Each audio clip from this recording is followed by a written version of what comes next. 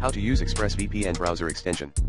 The ExpressVPN browser extension is a tool that helps you spoof your HTML5 geolocation, access HTTPS versions of websites, and control the ExpressVPN app from your browser.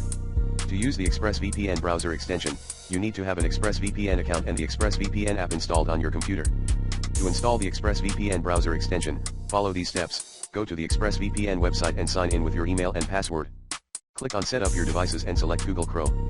Click the green Get Extension button and follow the instructions to add the extension to your browser.